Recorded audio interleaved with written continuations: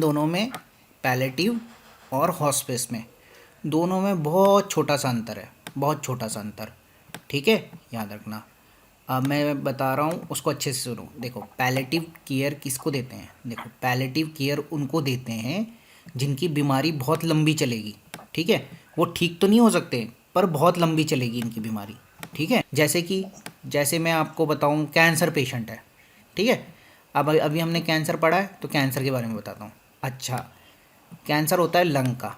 ठीक है, अगर किसी को लंग का कैंसर होता है, ठीक है, तो अब इसकी बीमारी क्या है कि इतनी हो गई है कि इसको बहुत ज़्यादा दिक्कतें आएगी, है ना। हमें पता है लंग कैंसर वो अब ठीक होगा नहीं इतना। ठीक है, तो हम क्या करते हैं पैलेटिव केयर में, क्या करते हैं हम, एक तो ये कर सकते हैं कि उसका लंग कैंसर को बढ़ने से रोक दें।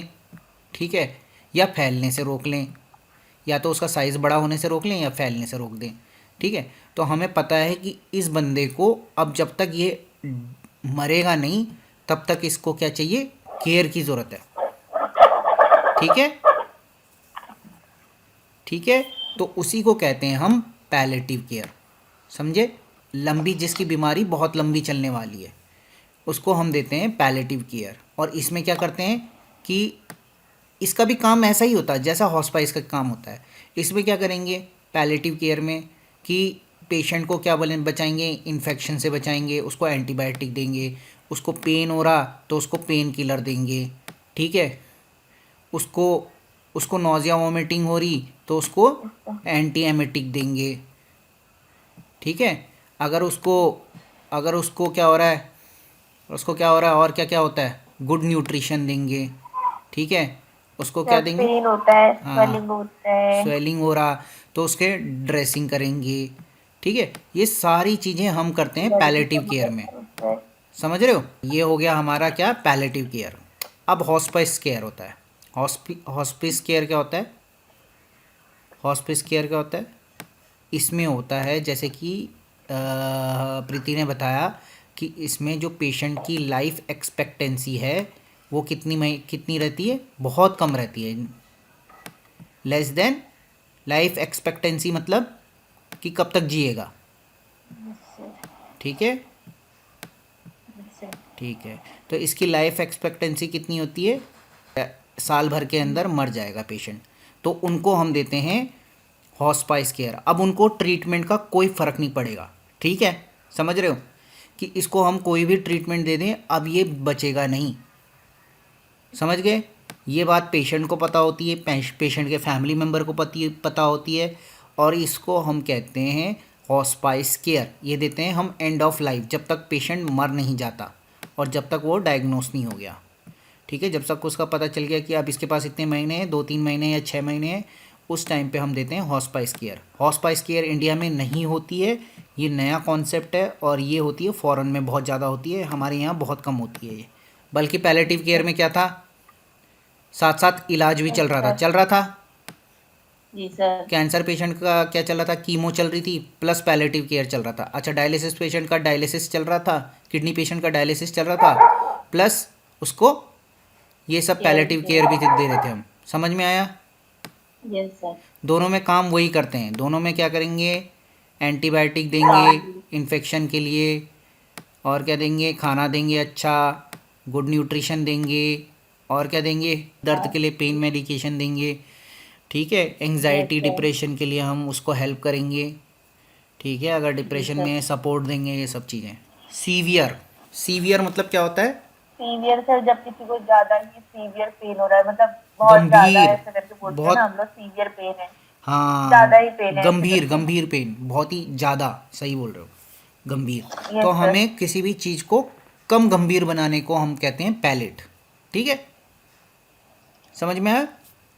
Yes sir. किसी को, किसी की इंटेंसिटी कम, जैसे कि किसी को बहुत ज़्यादा गंभीर बीमारी है तो उसको हम क्या करेंगे, थोड़ा कम गंभीर करेंगे, मतलब कम गंभीर मतलब उसको थोड़ा कम तकलीफ देंगे। ठीक है, उसी को पैलेट कहते हैं। ठीक है, तो हेल्थ केयर में क्या होता है, to palliate means to decrease the severity of the symptom of illness without curing और रिमूविंग अंडरलाइन कॉज। इसका मतलब समझे? इसका मतलब ये होता है कि पैलेट का मीन्स हेल्थ केयर में पैलेट का मतलब होता है कि डिक्रीज करना, डिक्रीज मतलब कम करना। द सीवियरिटी, सीवियरिटी मतलब गंभीरता of the disease, disease symptoms की जो जो है। सिम्टम्स आ रहे हैं ना, जैसे कि उसको बहुत ज़्यादा दर्द हो रहा है तो उसका दर्द कम करना है, उसको बहुत ज़्यादा उल्टी हो रही तो उसकी उल्टियाँ कम करनी है, ठीक है। उसके एब्डोमेन में बहुत ज़्यादा पेन हो रहा है तो एंटी स्पाज्मोटिक पेट दर्द का काम करना है, ठीक है। वो बहुत डिप्रेशन में हो तो उसको ठीक, उसको डिप्रेशन कम करना है। विदाउट क्यूरिंग, विदाउट क्यूरिंग मतलब बिना उसका अंडरलाइन कॉज, अंडरलाइन कॉज मतलब जैसे कि अब उसको दर्द हो रहा, ठीक है, उसका सर दर्द हो रहा, उसके ब्रेन में कैंसर है, ठीक है। तो हम क्या कैंसर का इलाज नहीं कर रहे हैं, हम क्या कर रहे हैं, उसका सर दर्द का इलाज कर रहे हैं। समझ में आया? तो विदाउट क्योरिंग और रिमूविंग अंडरलाइन कॉज, इसका मतलब हुआ कि हम मेन कॉज को नहीं करते हैं बल्कि हम उसके सिम्टम्स को ट्रीट करते हैं। क्या होता है बताओ? पैलेट मतलब to make less to make less. तो देखो पैलेटिव में क्या करते हैं हम लोग, इलाज करते हैं, प्रिवेंट करते हैं और रिलीव करते हैं किसमें, सिम्टम्स को, जो उसके लक्षण आ रहे हैं from serious progression of disease, ठीक है। अच्छा। तो जो भी उसकी बीमारी बढ़ रही है उसके जो सिम्टम्स आएंगे ट्रीट, उनको ट्रीट करेंगे। देखो क्यूरेटिव में होता है कि इलाज करना, पैलेटिव में होता है कि हम उसके सिम्टम्स को ट्रीट कर रहे हैं जो भी उसके बीमारियों में आ रहा है। हॉस्पिस में क्या होता है कि इसमें क्या होता है, अब इसका इलाज नहीं हो सकता डेथ है, पेशेंट। हाँ अब इसका इलाज नहीं हो सकता है और अब हम इसको डेथ तक देंगे इसको। और उसके बाद बीवरमेंट बोलते हैं, बीवरमेंट बोलते हैं किसको, किसको, डेथ के बाद से चालू होता है बीवरमेंट। बीवरमेंट किसको होगा? शोक, हाँ। हाँ आपके इनके मरने से हमें बहुत शोक है, हमें बहुत दुख है ना। तो उसको बोलते हैं बीवरमेंट। बीवरमेंट मतलब क्या होता है, ये बीवरमेंट देते हैं हम किसको, फैमिली मेम्बर को, ठीक है। अब ये तो मर गया, ओके सर। ठीक है, किसी का छोटा सा बच्चा मर जाता है तो उसको क्या होगा, उसके पेरेंट्स को बीवरमेंट होगा ना, उसके पे दुख yes होगा ना उसके, तो उसके बाद से हम लोग ये वाली केयर देते हैं बीवरमेंट वाली। पर ये नहीं है तुम्हारे पास, इसमें हम क्या करते हैं, पेशेंट को, पेशेंट के साथ वालों को सांत्वना देते हैं, उनको साइकोलॉजिकल सपोर्ट देते हैं, ये भी करना होता है बाद में, ठीक है। yes ठीक, yes चलो ठीक है, ये सब याद रखने की ज़रूरत नहीं है। क्यूरेटिव हो गया, क्यूरेटिव मतलब ठीक करना, उसके साथ साथ हम करते हैं पैलेटिव केयर, ठीक है। पैलेटिव केयर हो जाता है जब हमें पता चल जाता है कि अब इसका क्योर नहीं है, यहाँ तक पहुँच गए और सिर्फ अब पैलेटिव केयर है, तो उसके बाद वो हॉस्पिस केयर चल जाती है। हॉस्पिस केयर में उसके पास टाइम बहुत कम होता है और उसको हम लोग उसमें केयर देते हैं ताकि वो आराम की मौत मरे। तो ओके सर। अब हम पैलेटिव केयर में क्या होता है, पहले तो क्वालिटी ऑफ लाइफ बढ़ाते हैं। क्वालिटी ऑफ लाइफ मतलब, क्वालिटी ऑफ लाइफ मतलब जीने का ढंग, ठीक है। वो कितना डिप्रेशन में होगा जिसको कैंसर होगा, मानो वो अभी 20 साल का है और उस बेचारे को किडनी प्रॉब्लम हो गई, वो डायलिसिस पे आ गया, अब वो ज़िंदगी भर डायलिसिस में, तो कितना होगा, बहुत टेंशन में रहेगा ना वो। तो उसकी हम क्वालिटी ऑफ लाइफ बढ़ाएंगे। उसकी क्वालिटी ऑफ लाइफ में क्या है कि वो कैसे जी रहा है, ऐसा डिप्रेशन में ना जिए, उसको दर्द ना हो, उसको प्रॉब्लम ना हो, सांस लेने में कोई दिक्कत ना हो, तो उसकी क्वालिटी ऑफ लाइफ बढ़ा देते हैं हम लोग। पेशेंट को क्या करते हैं कैसे? हाँ पेशेंट को हम क्या देते हैं, मेडिसिन के थ्रू? हाँ मेडिसिन से दे सकते हैं हम लोग, अपना गाइडेंस दे सकते हैं उनको, ठीक है। अच्छी अच्छी चीज़ें बता सकते हैं जैसे कि यस सर। खाना क्या है क्या नहीं खाना, उससे ज़्यादा दिक्कत होगी। और पेशेंट, किन पेशेंटों को देते हैं हम लोग, जो सीरियस इलनेस होते हैं, जिनको बहुत भयंकर बीमारियां चलती है, ठीक है। और ये यस हम सर। दोनों को देते हैं, फैमिली और फ्रेंड्स, उनके साथ वालों को, उनके घर वालों को और उनके दोस्तों को, सबको बताते हैं, ठीक है। और क्या बोलते हैं, और इसको कभी भी दिया जा सकता है, गिवन एट एनी टाइम, कहीं कभी भी दिया जा सकता है। अब बताओ पैलेटिव केयर कहाँ अच्छा। कहाँ दे सकते हैं, जल्दी बताओ। हॉस्पिटल के अंदर वेरी गुड, सलमा तो बहुत होशियार है। ठीक है, तो सब बहुत हॉस्पिटल, इंटेलिजेंट। बहुत इंटेलिजेंट है सलमा, अभी तक आवाज़ नहीं आती है इसकी बस। ठीक है, हॉस्पिटल के अंदर पहली बात बताई सलमा ने, वेरी गुड। दूसरा कहाँ दे सकते हैं, कोई सीरियस पेशेंट है जिसे मना कर दिया गया उसको भी दे सकते हैं कहाँ दे सकते हैं, जगह बताओ, बताओ, सब गायब हो रखे हैं, जल्दी बताओ, जल्दी बताओ अंकिता, कहाँ दे सकते हैं, कहाँ देते हो सर पहले। हॉस्पिटल ही तो है। वाह, हॉस्पिटल में दोगे? सर घर पे भी दे सकते हैं हाँ सर, घर में तो मना देंगे। अच्छा, घर में नहीं देंगे? अच्छा, डायलिसिस वाला पेशेंट आया और डायलिसिस करा के आया, अब उसके पेट में दर्द हो रहा है, तो कहाँ पर देंगे उसको, घर, फिर हॉस्पिटल भेजेंगे उसको रात को ही? नहीं सर घर पे भी देंगे हाँ सर, इमरजेंसी में। नहीं नहीं नहीं, घर पे भी इलाज कर सकते हैं, हॉस्पिटल, होम, ठीक है। और बताओ, क्लिनिक है, सही है मैम। क्लिनिक, ठीक है। तो हम लोग देखो जी सर। हॉस्पिटल में कर सकते हैं। अब तुम यही लिखना वहाँ पर भी कि हम कहाँ दे सकते हैं, where is palliative care given, फिर उसके अंदर पॉइंट लिख लेना, हॉस्पिटल, क्लिनिक में गए, क्लिनिक में हो सकता है, होम में हो सकता है, ठीक है, नर्सिंग केयर होम में हो सकता है, ठीक है। अच्छा ये बताओ कि पैलेटिव केयर कौन दे सकता है। जी सर। तो हम लोग इसमें क्या होते हैं, एक तो नर्स होता है, एक तो डॉक्टर हो गया, सर्जन हो गया, ठीक है, रेडिएशन यस जो सर। थेरेपिस्ट होते हैं हाँ वो दे सर। सकते हैं, ठीक है, नर्स दे सकती हैं, हॉस्पिटल अटेंडेंट दे सर सकते हैं, टेक्नीशियन। टेक्नीशियन दे सकते हैं, वेरी गुड। और ये क्या होते हैं, इंश्योरेंस कंपनी वाले होते हैं जो कि फाइनेंशियल मैनेजमेंट करेंगे, वो दे सकते हैं, ठीक है, पेशेंट के फैमिली मेम्बर्स दे सकते हैं, ठीक है। ओके और सर। डाइटिशियन दे सकता है, डाइटिशियन मतलब जो खाना का वो यस देता है, सर। स्क्रिप्ट है ना, ठीक है। यस। डाइट चार्ट देखता है। साइकोलॉजिस्ट, भूल गए आप लोग, साइकोलॉजिस्ट दे सकता है। पैलेटिव केयर उनको देंगे जिनको वेरियस इलनेस है, जैसे कि कैंसर, हार्ट की प्रॉब्लम है जो कि ठीक नहीं हो सकती है, ठीक है, yes sir. Chronic yes obstructive sir. Pulmonary disease है, सीओपीडी। ये बहुत बड़ा नाम है तो इसको रहने देना, ये जब हम आगे पढ़ेंगे तब तुम्हें बताऊंगा, क्रॉनिक ऑब्स्ट्रक्टिव पल्मोनरी डिसीज़, ठीक है। जी सर। Alzheimer, yes. अल्जाइमर किसे कहते हैं, एक रैपिडली प्रोग्रेसिंग न्यूरॉन डिसीज़ है, ठीक है। इसमें सर क्या हो, इसमें भूलने वाली बीमारी है क्या? हाँ बस बस बस, बहुत बढ़िया प्रीति।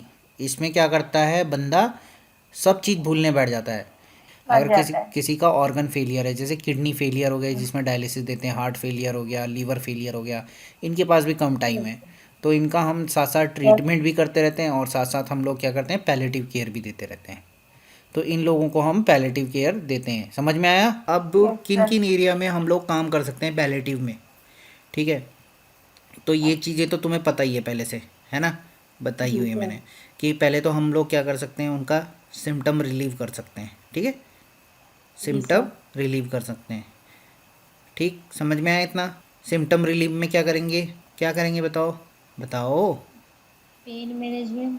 Very good, pain management sir करेंगे, नोजिया है कौन को? Very good, control nose. करेंगे नोजिया को, या नोजिया वोमिटिंग कर सकते हैं, और ब्रेथलेसनेस, सांस लेने में दिक्कत हो रही है, फटीक मतलब वीकनेस, इन सब चीज़ों के हम क्या कर सकते हैं, सिम्टम्स को ट्रीट कर सकते हैं, ठीक है।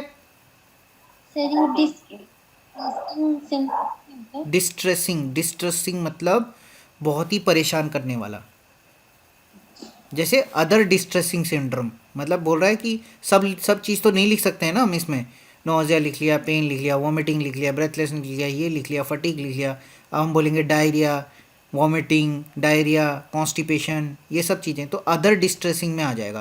Yes sir. Very yes. Good. अब हम क्या करेंगे, पहला तो इसका होता है कि हम लोग पेशेंट के सिम्टम को रिलीव करेंगे, जो कि पैलेटिव का काम होता है, ठीक है। दूसरा, इसमें पेशेंट सेंटर्ड केयर देते हैं। पेशेंट सेंटर्ड केयर मतलब उसके फैमिली से और पेशेंट से बात करके हम उसका केयर डिसाइड करते हैं, ठीक है। जैसे कि अब देखो, हमने एक टीम, हमारी हेल्थ केयर वर्कर की टीम है, जैसे कि ये डॉक्टर है, ठीक है, ये डॉक्टर है, ये नर्स है, हेल्थ केयर वर्कर, ये पेशेंट है, और ये क्या है, उसकी उसकी वाइफ है, ठीक है, ये दिख रही है फोटो। Yes sir. तो इसमें क्या करते हैं, ये सब मिल के इसकी केयर डिसाइड करेंगे, कि अगर ये बोलेगा, देखो ये, हाँ, ये डॉक्टर बोलेंगे, ये दोनों बोलेंगे, नर्स और डॉक्टर बोलेंगे कि आपको ना ब्लड की ज़रूरत है, ठीक है। तो ये पेशेंट बोलेगा हाँ मैं ब्लड ले लूँगा, कोई दिक्कत नहीं, ठीक है। अगर बाई चांस बोलता है पेशेंट कि मैं ब्लड नहीं चढ़ाऊँगा, मुझे ब्लड चढ़ाने से मतलब अजीब सा होता है, ये होता है, दिक्कत होती है, तो हम क्या करेंगे, इसको ब्लड नहीं चढ़ाएंगे, समझ में आया। तो इसमें होता है पेशेंट सेंटर्ड केयर, इसका मतलब है पेशेंट बीच, सेंटर मतलब सेंटर, और केयर मतलब पेशेंट को बीच में रख के केयर करा जाता है, मतलब इसका मतलब जैसे कि पेशेंट से बात करके तब केयर हम डिसाइड करते हैं, ठीक है। ये बताओ, विश फॉर डीएनआर, डीएनआर मतलब क्या होता है, तो इसका मतलब होता है डू नॉट रिससिटेट। रिससिटेट मतलब होता अच्छा है रिससिटेट। कि किसी को मरने के बाद वापस लाना। हाँ सर, इसमें अगर वापस लाना तो पेशेंट को सीपीआर देते हैं, ठीक, इलेक्ट्रिसिटी शॉट देते हैं। जब पेशेंट मर जाता है तो हम एक बार उसे वापस लाने की कोशिश करते हैं। Very good. तो अब देखो इस पेशेंट को क्या है, इस पेशेंट को पता है मैं बहुत टर्मिनली इल हूँ, मैं बहुत सह गया हूँ, 3-4 साल से मैं डायलिसिस करा रहा हूँ और मेरा इलाज नहीं है और मेरी तबीयत हमेशा ही ख़राब रहती है, कितनी भी पैलेटिव केयर दो।